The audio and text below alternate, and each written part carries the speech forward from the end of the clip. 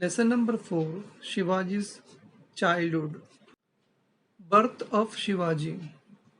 Those were very unsettled days. Shah Jahan from the north had dispatched a big army to conquer the Deccan. Pune, the principal town of Shahaji Raje's Jagir, was burned to the ground by Adil Shah of Bijapur. Shahaji Raje was in real trouble. He found himself between the devil and the deep sea and was constantly on the run. Jijabai was pregnant, and the great question which worried Shahaji Raje was some place where she could remain in safety and peace. Then he remembered the Shivneri fort and decided to send Jijabai there. Shivneri was a strong fort near Junnar in Pune district. It had steep cliffs on four sides, strong fortifications, and massive doors. This strong fort was then in charge of Vijayaraj, a relative of the Bhosles. He agreed to give protection to Jijabai. So Shahaji Raje left her there and marched against the Mughals. And then the golden day dawned on the auspicious day of Falgun Vadya Tritiya in the year 1551 of the Shaka era, that is, on 19th February 1630, to the sound of pipes and drums playing in the Nagar Khana, Jijabai gave birth to a son. All the residents of the fort were overjoyed. On the 12th day, with appropriate ceremony, the child was named Shivaji, as the child was born on Fort Shivneri. Shivaji's childhood. Shivaji passed the first 6 years of his life in highly unsettled conditions. Even so, Jijabai did not neglect his education. Every evening, she would light the household lamps and then call Shivaji to her. She would shower all her affection on him and tell him stories of Rama and Krishna, of Bhim and Abhimanyu. On other occasions, she would recite to him the devotional songs of Namdev, Gyaneshwar, or Eknath. Shivaji liked to listen to the exploit of brave men. Shivaji felt that on growing up he should also display valor like them. Jijabai used to tell him stories of many pious persons and saints that instilled in him a respect and honor for all saints and great men. Children from poor families came to play with Shivaji. Sometimes he visited them in their huts and shared their simple meal of onion and bhakri with great relish. They invented interesting games to pass the time. The children of the Maulas were like birds in the forest. They would imitate the sound of the cuckoo or parrot or tiger to perfection. Their pastime was building small forts of earth and making earthen elephants and horses. They played hide and seek or played with a ball or top. Shivaji joined them in all these games and became popular with them. Shahaji Raje towards the Mughals. Shahaji Raje returned to Nizamshahi all right, but he did not get any peace of mind there. Nizam Shah himself was a fickle minded person who readily believed all gossip. Hence, many conspiracies and petty rivalries infested the court.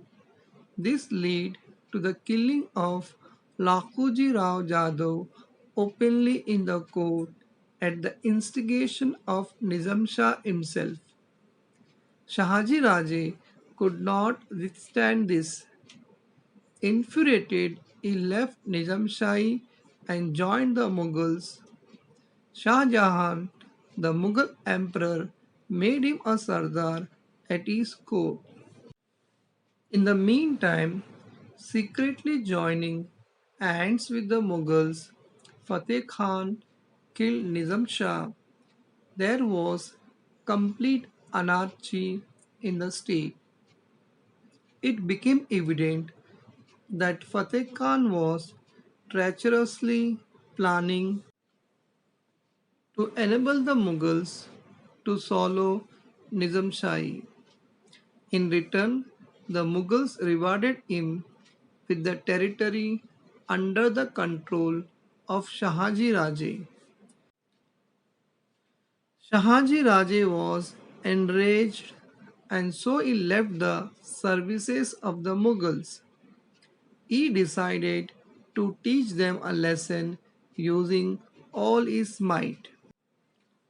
Founding of a new Nizam Shahi in order to forestall the Mughal emperor and Wazir Fateh Khan, Shahaji Raje found out a child heir from the Nizam's family and on the fort of Pemgiri near Junnar declared him as a new Nizam Shah. Thus, he established an altogether new kingdom which included the territory between the rivers Godavari and Nira. Shahaji Raje fought vigorously to protect this new state. Initially, Adil Shah was with him in these efforts, but later the Mughal Emperor Shah Jahan himself marched south upon Shahaji Raje and threatened Adil Shah. Adil Shah then signed a treaty of friendship with him against Shahaji Raje. Shahaji Raje now began to fight the joint forces of the Mughals and Adil Shah using guerrilla tactics, but he could not sustain the war all by himself. In 1636, unwillingly, he signed a treaty of peace with Mughals. He could not create his own kingdom as the times were not favorable for him, but his daring spirit kindled a confidence among the Marathi people. This proved useful for Shivaji in establishing Swaraj a few years later. Jijabai and Shivaji in Karnataka. After the downfall of the Nizam Shahi established by Shahaji Raje, its territory was divided by the Mughals and Adil Shah amongst themselves. Shahaji Raje's Jagir of Pune and Supe lay within. Adil Shah's share. He gave it to Shahaji Raje on his behalf. Now Shahaji Raje joined the Adil Shahi services.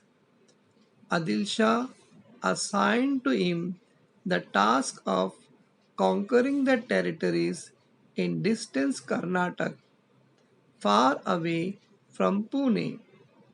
Sometime after the departure of Shahaji Raje to Karnataka, Jijabai and Shivaji also joined him there. Shivaji's childhood in Maharashtra had been very hectic. He and Jijabai had to rush continuously from one fort to another. At that time, young Shivaji used to hear the stories of the brave deeds of his father. Jijabai and Shivaji got some peace when they arrived in Karnataka. Shahaji Raje defeated many kings in Karnataka. Adil Shah awarded him with the Jagir of Bangalore. Shahaji Raje then made the city of Bangalore his headquarters. He lived there with all the trappings of a king and began to summon the court.